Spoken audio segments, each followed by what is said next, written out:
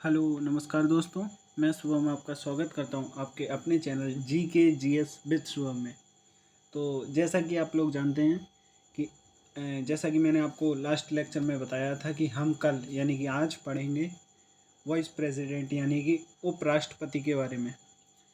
तो क्या हैं उपराष्ट्रपति की शक्तियाँ, क्या हैं इनके कार्य और संविधान के किस आर्टिकल से उपराष्ट्रपति का प्रावधान किया गया है, इन तमाम बातों का अध्ययन हम इस लेक्चर में करेंगे। तो चलिए शुरू करते हैं बिना देर करते हुए।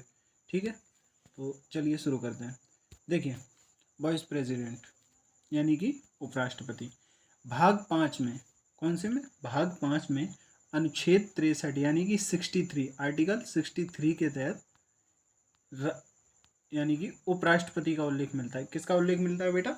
उपराष्ट्रपति का उल्लेख मिलता है। ठीक है, यानी कि इसमें कहा गया है कि भारत का एक उपराष्ट्रपति होगा। ठीक है, आर्टिकल नंबर 63 के तहत। ठीक है, और आगे अगला आर्टिकल देखते हैं। अगला आर्टिकल कहता है, आर्टिकल नंबर 64 है, वो कहता है कि जो उपराष्ट्रपति होगा ना, वो राज्यसभा का पदेन सभापति होगा। पदेन सभापति का मतलब होता है कि एक पद पे बैठते ही दूसरा पद उसको अपने आप मिल जाता है, ये पदेन सभापति होता है। यानी कि जो भी, जैसे मान लो कोई व्यक्ति है, एक्स व्यक्ति है, वो उप यानी वाइस प्रेसिडेंट बन जाता है। वाइस प्रेसिडेंट बनते ही वो ऑटोमेटिकली अपना राज्यसभा का सभापति हो जाएगा। क्या हो जाएगा?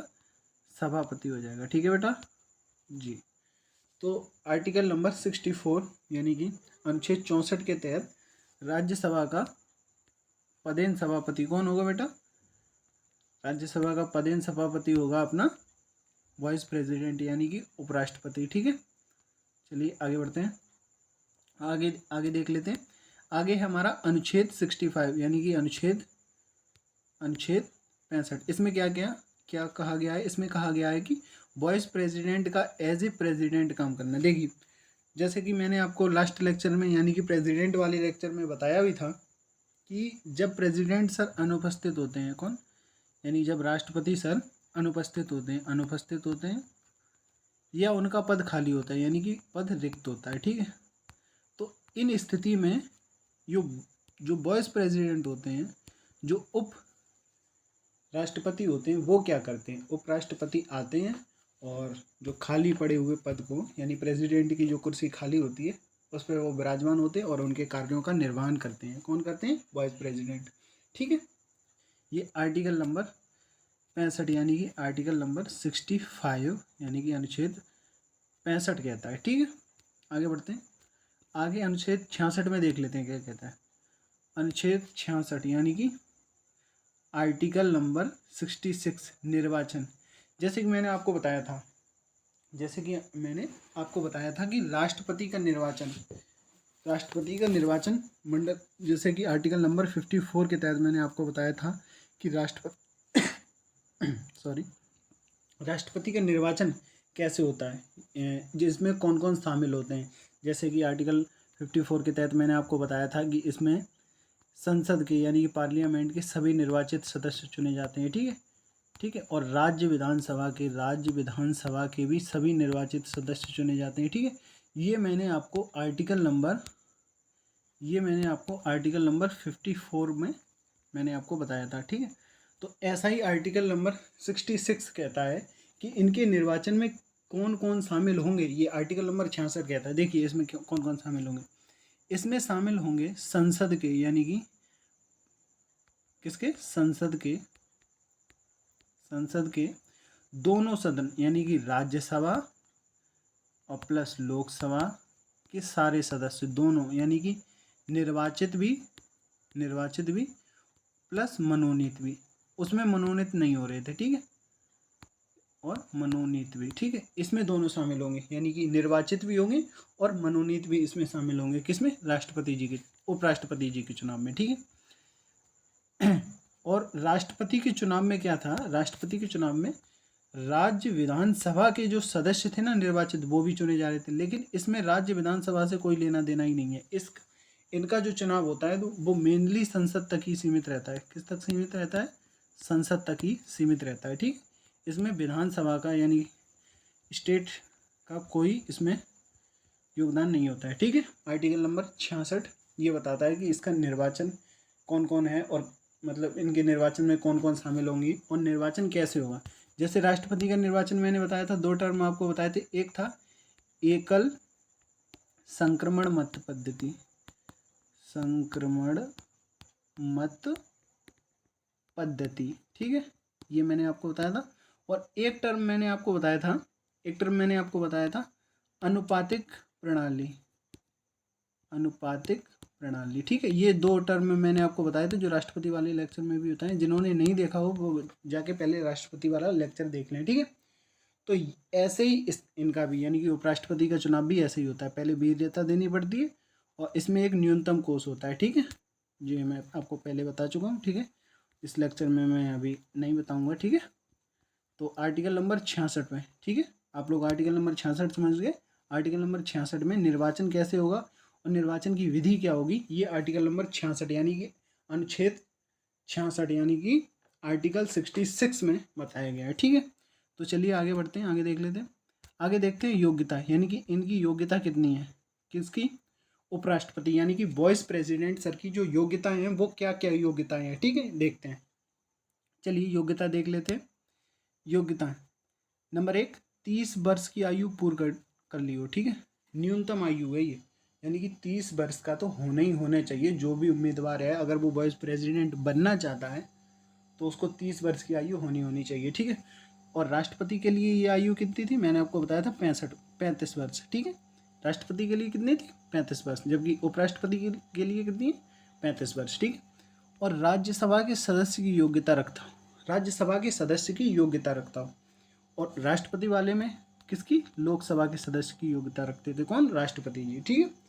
और इसमें भारत का नागरिक, जैसे प्रेसिडेंट वाले में भी भारत का नागरिक होना चाहिए और इसमें भी यानी वाइस प्रेसिडेंट बनने के लिए भी भारत का नागरिक होने चाहिए, यानी कि कोई भी विदेशी आए तो वो वाइस प्रेसिडेंट नहीं बन सकता है, ठीक है। तो अगला चलते हैं। अगला है लाभ के पद पर ना हो, किसी लाभ के पद पर ना हो, यानी कि कोई सॉरी जी चलते हैं। यानी कि कोई लाभ के पद पे ना हो, लाभ का मतलब होता है यानी कि कोई नौकरी के पद पे ना हो, ठीक है।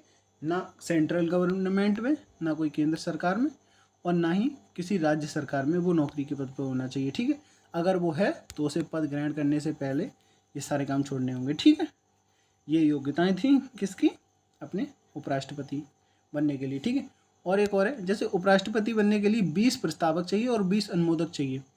प्रस्तावक अनुमोदक मतलब कहने वाले कि हाँ भाई इस व्यक्ति को, ये एक्स व्यक्ति है, इसको आप वाइस प्रेसिडेंट बना दो, तो 20 प्रस्तावक चाहिए और 20 अनुमोदक चाहिए। राष्ट्रपति वाले में 50 चाहिए थे, 50 प्रस्तावक और 50 अनुमोदक। ये मैं उस टॉपिक में बताया नहीं था मैंने, क्योंकि लेक्चर ज़्यादा बड़ा हो रहा था, ठीक है, इसमें बता दे रहा हूँ। तो 50 प्रस्तावक और 50 अनुमोदक चाहिए थे राष्ट्रपति जी के पास के लिए, और उपराष्ट्रपति के लिए 20 प्रस्तावक व 20 अनुमोदक चाहिए, ठीक है। और इसमें क्या है, आरबीआई में, रिजर्व बैंक ऑफ इंडिया में 15,000 रुपये जमानत राशि जमा करनी होगी। क्या, जमानत राशि, ठीक है, जमानत राशि जमा करनी होगी, किसमें, अपनी RBI reserve bank of India में जमा करानी होगी। और सेम यही प्रावधान अपने प्रेसिडेंट के लिए भी है, ठीक है। तो हम तुलनात्मक अध्ययन कर रहे हैं इस लेक्चर में, ठीक है। तो चलिए आगे देख लेते हैं, आगे क्या है, आगे है इनको शपथ कौन दिलाता है। देखिए शपथ इनको दिलाते हैं राष्ट्रपति जी, जबकि राष्ट्रपति को कौन दिला रहा था, राष्ट्रपति को दिला रहे थे CGI, chief justice of India, ठीक है। इनको यानी वाइस प्रेसिडेंट को जो शपथ दिलाते हैं वो कौन दिलाते हैं, वो बेटा राष्ट्रपति दिलाते हैं, ठीक है। कौन दिलाते हैं, राष्ट्रपति दिलाते हैं। फिर बात करते हैं त्यागपत्र की। जो त्यागपत्र देते हैं वो किसको देते हैं, सेम यानी कि राष्ट्रपति को ही वो त्यागपत्र देते हैं। कौन देता है, उपराष्ट्रपति। और जो राष्ट्रपति त्यागपत्र देते हैं वो भी उपराष्ट्रपति, ठीक है। ये दोनों लोग अदला बदली कर लेते हैं, ठीक है। पदावधि की बात करते हैं, मुख्यतः 5 वर्ष होती है, लेकिन पहले भी इनको हटाया जा सकता है, ठीक है। कैसे हटाया जा सकता है अभी देखते हैं। तो पदावधि मेनली 5 वर्ष की होती है, ठीक है। और आगे चलते हैं, आगे देख लेते हैं पद रिक्तता, यानी कि कैसे इनको पद से हटाया जा सकता है, ठीक है। देखो हम चलते हैं पद रिक्तता देख लेते हैं, क्या देख लेते हैं, पद रिक्तता। देखो 5 वर्ष होती है मेनली, 5 वर्ष पूर्ण होने के बाद ये हट जाते हैं, ठीक है, यानी इनका दोबारा निर्वाचन होता है, जैसे सेम अपने राष्ट्रपति जी का होता है। त्यागपत्र दे सकते हैं जैसे राष्ट्रपति देते थे, ठीक है, फिर हट जाएंगे। बर्खास्त करने पर, इसमें केवल एक पॉइंट पड़ गया बर्खास्त करने पर, और राष्ट्रपति वाले में यहाँ पे लिखा था महाभियोग द्वारा, ठीक है, महाभियोग द्वारा, यानी राष्ट्रपति को महाभियोग द्वारा हटाया जा सकता था और इन्हें बर्खास्त करने पर हटाया जा सकता है। बाकी सब सेम ही है। मृत्यु, प्रेसिडेंट सर की भी मृत्यु होने पर सीट खाली हो जाती है, और निर्वाचन अवैध, यानी कि निर्वाचन अवैध हो जाए, यानी कि कुछ कारण से अवैध निर्वाचन हो जाए, ठीक है, जो अपना निर्वाचन मंडल है यानी निर्वाचन आयोग है, आर्टिकल नंबर 324 के तहत अगर वो इस बात की पुष्टि कर दे कि हाँ ये निर्वाचन अवैध है, तो उस निर्वाचन को रद्द कर दिया जा सकता है, ठीक है। ठीक, तो बर्खास्त करने पर कैसे, देखो जैसे कि मैंने अभी आपको बताया, एक सेकेंड हम थोड़ा नहीं इसको इधर कर लेते हैं, ठीक। जैसे कि मैंने अभी आपको बताया कि आर्टिकल नंबर किस आर्टिकल से, ठीक है, आर्टिकल नंबर 63 में राष्ट्रपति हैं, ठीक है, और आर्टिकल नंबर 64 में कहा गया है कि वो राज्यसभा का पदेन सभापति, क्या राज्यसभा का सभापति होगा, कौन, अपने ये उपराष्ट्रपति, यानी कि वाइस प्रेसिडेंट, ठीक है। तो जैसे कि वो राज्यसभा के सभापति हैं, तो इन्हें हटाने के लिए राज्यसभा में एक संकल्प लाया जाता है, क्या लाया जाता है, संकल्प, और उस संकल्प को 2/3 बहुमत से पारित होने पर, केवल इसी में लाया जाएगा, 2/3 बहुमत से पारित होने पर, ठीक है। जब इस विधेयक को लाएगा, इससे पहले वाइस प्रेसिडेंट को 14 दिन पहले बताना होगा कि हम आपके खिलाफ एक संकल्प लेके आ रहे हैं, ठीक है, और 14 दिन पहले बताने के बाद फिर एक संकल्प लाया जाएगा, 2/3 बहुमत से वह राज्यसभा से पारित होगा, और 2/3 बहुमत से राज्यसभा के पारित होने के बाद फिर वह लोकसभा को जाएगा, किसको जाएगा, लोकसभा के पास जाएगा, और लोकसभा इसको 1/2+1 यानी कि आधे से अधिक बहुमत पर इसको पारित कर देगी, और फिर अपने जो वाइस प्रेसिडेंट हैं वो प्रेसिडेंट पद से हट जाएंगे, यानी कि किस पद से हट जाएंगे, प्रेसिडेंट पद, वाइस प्रेसिडेंट पद से हट जाएंगे। तो जैसे ही वो वाइस प्रेसिडेंट पद से हटते हैं, वो अपने आप ही किस पद से हट जाएंगे बेटा, वो अपने आप ही वाइस प्रेसिडेंट के पद से भी हट जाएंगे, ठीक है। जैसे ही वो सभापति के पद से हटते हैं, यानी राज्यसभा के पदेन सभापति के पद से हटते हैं, वैसे ही अपने वाइस प्रेसिडेंट के पद से हट जाएंगे, ठीक है। एक ही बात है, आप कैसे भी कह लीजिए उसको, ठीक है। तो एक सेकंड, ठीक है, चलते हैं आगे देख लेते हैं। आगे है कार्य एवं शक्तियाँ। इनकी कार्य एवं शक्तियाँ हैं, देखिए कार्य एवं शक्तियाँ इंडियन कॉन्स्टिट्यूशन में, यानी कि भारतीय संविधान में वाइस प्रेसिडेंट का कोई काम नहीं है। स्पेशली क्या होता है, जब तक प्रेसिडेंट, ये मान लो ये प्रेसिडेंट सर की कुर्सी है, ठीक है, ये प्रेसिडेंट सर की कुर्सी है, ठीक, ये प्रेसिडेंट सर की कुर्सी है, और ये प्रेसिडेंट सर की, जब तक प्रेसिडेंट सर इस कुर्सी पे बैठे हैं, तब तक जो वाइस प्रेसिडेंट है वो केवल और केवल राज्यसभा के पदेन सभापति हैं, यानी कि राज्यसभा के सभापति हैं, ठीक है, और उनका कोई काम नहीं है, ठीक है। और जैसे ही ये सीट खाली होती है, ये व्यक्ति मतलब किसी भी परिस्थिति में हट जाते हैं, तो क्या होते हैं, फिर ये अपनी ये वाली सीट, राज्यसभा के पदेन सभापति की सीट छोड़ के वो सीधे इस पे बैठ जाते हैं आगे, यानी वो सीधे प्रेसिडेंट बन जाते हैं, ठीक है। तो जब तक वो इस सभापति रहते हैं, तब तक उनका वाइस प्रेसिडेंट के रूप में उनका कोई कार्य नहीं होता है, ठीक है। बस ये कहा गया है कि राज्यसभा का सभापति, यानी कि आर्टिकल नंबर 64 के तहत ये कहा गया है कि वो राज्यसभा का पदेन सभापति हैं, ठीक है। तो ये मैंने इनकी देख ली कार्य एवं शक्तियाँ, ठीक है। तो एक बार रिवाइज कर लेते हैं, हमने क्या क्या देखा, ठीक है, एक बार हम इसको रिवाइज करेंगे, हमने क्या क्या देखा। तो चलिए देख लेते हैं। देखो हमने देखा है, अभी हमने देखा वॉइस प्रेसिडेंट के बारे में, ठीक है, उपराष्ट्रपति के बारे में, आर्टिकल नंबर 63 में जिसका उल्लेख है, भाग 5 में जिनके बारे में बताया गया है, ठीक है। आर्टिकल नंबर 64 हमने देखा, 64 में बताया गया है राज्यसभा का पदेन सभापति होगा, कौन होगा, अपने वाइस प्रेसिडेंट, ठीक है। और इसके बाद आगे बढ़ते हैं, आगे हम देख लेते हैं। आगे 65 में अनुच्छेद 65 में कहा गया है वाइस प्रेसिडेंट का एज ए प्रेसिडेंट काम करना, यानी कि जब भी प्रेसिडेंट यानी कि अपने राष्ट्रपति जी की कुर्सी खाली होती है मोटा, तब उस कुर्सी पर कौन बैठता है बेटा, वाइस प्रेसिडेंट, यानी कि उपराष्ट्रपति बैठते हैं, ठीक है। आगे चलते हैं, आगे 66 अपना अनुच्छेद 66 कहता है, आर्टिकल 66 क्या कहता है? अनुच्छेद 66 इनके निर्वाचन के बारे में बताया, ठीक है, जैसा कि मैं आपको पहले बता चुका हूँ निर्वाचन के बारे में, ठीक है। और आगे फिर मैंने इनकी योग्यताएं बताई, क्या क्या इनकी योग्यताएं, 30 वर्ष की आयु होनी चाहिए, राज्यसभा की सदस्य बनने की इनमें योग्यता होनी चाहिए, भारत का नागरिक हो, लाभ के पद पर ना हो, 20 प्रस्तावक 20 अनुमोदक चाहिए, RBI 15,000 रुपये इनको जमा करने पड़ेंगे, ठीक है। ये हमने आपको बताई इनको, ठीक है। उसके बाद शपथ कौन दिलाता है? तो शपथ बेटा राष्ट्रपति दिलाते हैं, त्यागपत्र भी राष्ट्रपति को देता है, और मुख्यतः अवधि जो होती है 5 वर्ष की होती है, ठीक है। उसके बाद हमने देखी फिर हमने इनकी देखी पद रिक्तता किस किस तरह से होती है। तो देखिए 5 तरह से पद रिक्तता होती हैं। कितने तरह से होती है बेटा? 5 तरह से इनकी पद रिक्तता होती हैं। 5 वर्ष पूरे होने पर, त्यागपत्र देने पर, बर्खास्त करने पर, मृत्यु हो जाने पर, और निर्वाचन अवैध घोषित करने पर, ठीक है। इस तरह से इनका पद खाली हो जाता है 5 तरह से।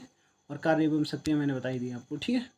तो इस लेक्चर में फ़िलहाल इतना ही, और आशा करता हूँ आपको लेक्चर अच्छा लगा हो तो लाइक कीजिए, कमेंट कीजिए, शेयर कीजिए, ठीक है। और चैनल को सब्सक्राइब भी कीजिए। तो चलिए चलते हैं, अगली मुलाकात करते हैं नेक्स्ट वीडियो में। तब तक के लिए धन्यवाद, थैंक यू।